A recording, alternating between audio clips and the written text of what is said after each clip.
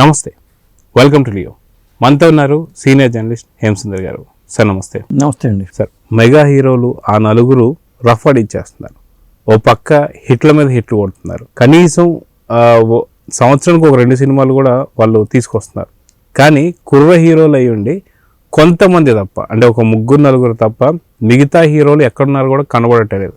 So వాస్తవానికి ఇప్పుడు film ఇండస్ట్రీలో కావచ్చు, ఫిలిం నగర్లో కావచ్చు, కనబడటలేదు అనేటువంటి హోర్డింగ్స్ చాలా పెద్ద ఎత్తున కనిపిస్తున్నాయని చెప్పుకోవచ్చు. ఎవరా హీరోలు, ఏంటి ఆ కథ అంటే ఏం చెప్తారు? అంటే ఫస్ట్ సినిమాని కేటగిరీలు సూచి పెట్టుకుంటే పెద్ద సినిమా, చిన్న సినిమా, ఈ మధ్య రకం సినిమా 3 కేటగిరీలు పెట్టుకోవచ్చు. పెద్ద హీరోలతో చేసిన సినిమాలు పెద్ద సినిమాలు అనుకోవాలి. ఇప్పుడు మెగా హీరోలు అనుకున్న వాడు అందరూ ఆ కేటగిరీలో ఉంటారు. వాళ్ళు ఎప్పుడు ఎవరో ఒకరు ఏదో హిట్ ఇస్తూనే ఉన్నారు. అంటే బాలకృష్ణ గారు కావచ్చు, చిరంజీవి గారు కావచ్చు, లేదా విక్టర్ వెంకటేష్ గారు కావచ్చు, వాళ్ళు హిట్లు ఇస్తూనే ఉన్నారు. ఈ చిన్న హీరోలు కూడా కోర్టు లాంటి సినిమాలు, లేకపోతే నారీ నారీ నడుమురారి, అనగనగా ఒక రాజు, లిటిల్ హార్ట్స్, చిన్న సినిమాలు అనుకున్నవన్నీ. నారీ నారీ నడుమురారి కూడా మిడిల్ రేంజ్ హీరోగానే అనుకోవాల్సి వస్తుంది చెప్పాలంటే. ఏదేమైనా కోర్టు లాంటి సినిమాలు కానీ, లిటిల్ హార్ట్ సినిమాలు లాంటి సినిమాలు కానీ, అసలు ఏమీ లేని సినిమాలు కూడా బ్రహ్మాండంగా ఆడుతున్నాయి. కాకపోతే ఈ మధ్యలో ఈ ఉన్నారు చూసారా, అటు ఇటుగా నలిగిపోతున్నట్టు అనుకోవచ్చు ఈ హీరోలు చాలామంది. అట్లా నాకు తెలిసి ఒక 10 మంది హీరోలు లైన్లో, దాదాపు 10 మంది హీరోలు ఉన్నారని చెప్పాల్సి వస్తుందండి. అయితే గతంలో ఆ హీరోలకు కూడా ఒక మంచి హిట్లు రావడం, కానీ హిట్లు వచ్చే దాదాపు దశాబ్దం, ఒక 10 సంవత్సరాలు దాటిపోయినటువంటి హీరోలు కూడా ఉన్నారు. అసలు కనుమరుగైపోయారు, ఇక కనబడటం లేదు. అసలు వాళ్ళకి ఇంకా ప్రాజెక్టులు ఉన్నాయా లేదా, రాబోతున్నాయా, లేదంటే మనం నిష్క్రమించారా అంటే ఏం చెప్తారు? అంటే ఈ మధ్య శర్వానంద్ హిట్ వచ్చిందండి. శతమానం భవతి తర్వాత ఓన్లీ శర్వా ఉన్నాడు అనుకునేలాగా నారీ నారీ నడుమురారి ఉంది. ఆ మిగతా హీరోలు చూసుకుంటే ఇప్పుడు ఉన్న లైన్లో చాలామంది హీరోలు ఉన్నారు. విశ్వక్షేణ్ ఉన్నాడు, అలాగే మరి ఆదివిశేషు లాంటి వాడు డెకాయిడ్తో వస్తున్నాడు. ఆయన చాలా గ్యాప్తో వస్తున్నారు అనుకోవాలి వీళ్ళు. తర్వాత మరి ఇక సాయి ధర్మ తేజ్ ఒకడు, వైష్ణవ్ తేజ్ ఒకడు, నాగశౌర్య ఒకడు, సుమంత్, సుశాంత్, ఇలా చూసుకుంటే చాలా మంది ఉన్నారు. విజయ్ దేవరకొండ, నితిన్, ఎల్లమ్మ కూడా చేజారిపోయింది దానికి. ఇలా చూసుకుంటే ఒక 10 మంది హీరోలు ఉంటారు. ఇప్పుడు సినిమా నిర్మాతలు కూడా ఇన్వెస్ట్ చేయాలంటే చేస్తే పెద్ద హీరోగా పెట్టుకుంటున్నారు, లేదా అసలు పూర్తిగా కొత్త వాళ్ళతో ఒక సినిమా చేసేద్దాం అనుకుని కొత్త వాళ్ళతోనే ప్రయోగాలు చేస్తున్నారు. ఈ మధ్య రకంగా ఉన్న వాళ్ళు ఏంటంటే, ఒక కథగా చెప్పాలంటే వాళ్ళు కూడా ఎక్కువ సినిమాలు చేయట్లా, తక్కువ సినిమాలు చేసుకుంటున్నారు. అంటే సినిమా చేసేవాళ్ళు లేకపోవటమా లేకపోతే తెలియదు. కానీ ఇప్పుడు నిఖిల్ ఉన్నాడు, హీరో నిఖిల్. ఆ నిఖిల్ ఇప్పుడు మరి సినిమా రాబోతుంది. ఆ సినిమా ఎప్పుడు వస్తుందో తెలియదు. పైగా అది ప్యాన్ ఇండియా కార్తికేయ లాంటి హిట్ అవడంతో స్వయంభూ అనే సినిమా అది ఎప్పుడు వస్తుందో తెలియదు. కానీ మొత్తానికి అయితే ఒక క్రేజీ ప్రాజెక్ట్ లాగా పెట్టుకున్నాడు. ఆచితూచి అడుగులు వేస్తున్నాడు. ఇప్పుడు నాగశౌర్య గతంలో హిట్లు వచ్చినాయి, కానీ అతనికి అసలు ఏమైపోయాడు తెలియట్లా. సొంత నిర్మాణ సంస్థలు పెట్టారు, ఇప్పుడు సినిమాలు కూడా లేవు. దాంతో వాళ్ళు నాగశౌర్య వెనకబడిపోయాడని చెప్పుకోవాల్సి వస్తుంది. విజయ్ దేవరకొండ హిట్ వచ్చి చాలా కాలం అయింది. ఆయనకి అర్జున్ రెడ్డి తర్వాత, గీత గోవిందం తర్వాత ఏదో 2-3 సినిమాలు కనిపిస్తున్నాయి తప్పితే ఆ ఖుషి కూడా అనుకున్న రేంజ్ రాలా. ఇప్పుడు విశ్వక్షేణ్కి మొన్న వచ్చిన సినిమాలని పోయిన గామి ఏదో పర్లేదు అనిపించింది, కానీ అది కూడా ఫైనాన్షియల్గా వర్కౌట్ అవ్వాలా. ఇప్పుడు వచ్చి ఫంకీ అనే సినిమా కూడా వస్తుంది. ఇలా దాదాపు ఆల్మోస్ట్ అందరు హీరోలు కూడా, మిడిల్ రేంజ్ హీరోలు అందరూ కూడా ఇబ్బందుల్లో ఉన్నారని చెప్పాల్సి వస్తుంది. వీరందరిలో కూడా చూసుకుంటే తేజ సజ్జ ఎంచుకునేటువంటి ఒక కాన్సెప్ట్లు కావచ్చు, సినిమాలు కావచ్చు, చాలా మంచి సినిమాలు ఎంచుకుంటున్నారు. మిరాయితో కూడా ఒక అద్భుతాన్ని క్రియేట్ చేశాడు.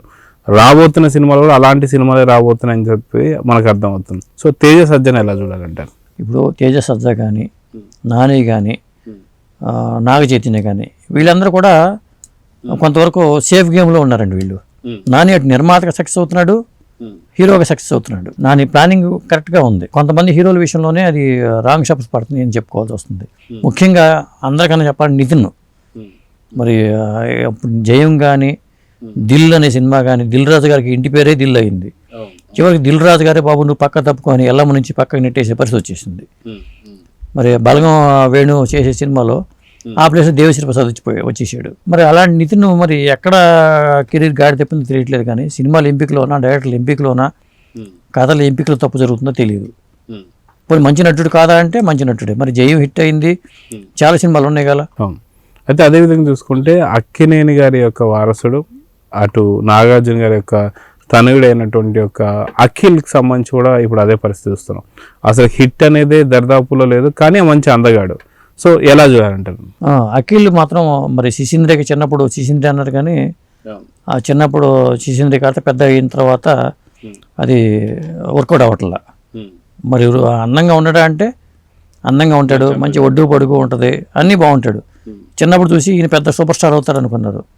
మరి ఇప్పుడు లెనిన్ ఏమవుద్దో చెప్పలేం, కానీ మొత్తానికైతే అతను పాపం హిట్ కోసం తప్పిస్తున్నాడని చెప్పాల్సి వస్తుంది. మరి పెద్ద హీరోలు అన్నపూర్ణ లాంటి నాగార్జున గారి ఇంట్లో పుట్టి అక్కడే నాగేశ్వర గారు మరి మనవడగా వచ్చిన వ్యక్తి హిట్ లేకపోవడం అనేది దురదృష్టకరం అని చెప్పాల్సి వస్తుంది. అయితే అదేవిధంగా చూసుకుంటే ఎంతో బ్యాక్గ్రౌండ్ ఉన్నటువంటి ఒక హీరోలు కొంత వెనకబడడం కావచ్చు, కొంతమంది బ్యాక్గ్రౌండ్ లేకుండా వచ్చే సక్సెస్లు కావచ్చు. అంటే బ్యాక్గ్రౌండ్ ఎంత ఇంపార్టెంట్, టాలెంట్ ఇంపార్టెంటా, బ్యాక్గ్రౌండ్ ఇంపార్టెంట్ అంటే ఏం చెప్తారు? అంటే ఒకటండి, కథ ఎంపికలోను, డైరెక్టర్ ఎంపికలోను, నిర్మాణ సంస్థలు ఏం చేసి ఉన్నది 4 నిర్మాణ సంస్థలే. రెగ్యులర్గా సినిమాలు చేసేవాళ్ళు 4-5 ఉన్నాయి. పీపుల్స్ మీడియా ఫ్యాక్టరీ వాళ్ళు, మైత్రి వాళ్ళు, సితారా ఎంటర్టైన్మెంట్స్ వాళ్ళు, గీతా ఆర్ట్స్ వాళ్ళు, వీళ్ళు తప్పితే రెగ్యులర్గా ఎవరు సినిమాలు చేస్తున్నారు చెప్పండి? నిర్మాణ సంస్థల పరంగా ఏమీ లేదు. అక్కడ డైరెక్టర్ ఎంపికలో తప్పు జరుగుతుంది అనుకోవాలి, కథల ఎంపికలు తప్పు జరుగుతుంది అనుకోవాల్సి వస్తుంది. ఖచ్చితంగా సినిమా అనేది డైరెక్టర్స్ మీడియా, ఎవరు ఒప్పుకున్నా లేకపోయినా డైరెక్టర్ ఎంపికలోనే తప్పు జరుగుతుందేమో అనుకోవాల్సి వస్తుంది.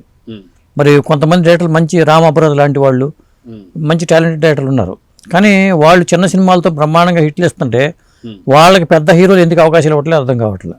ఒక పక్క అనిల్ రావుపూడి గారు కూడా చూస్తున్నాం మనం. ఆ మధ్యన స్వాతి ముత్యం అనే సినిమా వచ్చింది, డైరెక్టర్ మంచి డైరెక్టరే, కానీ అతనికి ఇంతవరకు మళ్ళీ సినిమా లేదు. ఆ మధ్యన మిడిల్ క్లాస్ మెలోడీలు అని అతని పేరు వినోద్ ఏదో ఉన్నట్టుంది, మంచి పెద్ద హిట్ సినిమా.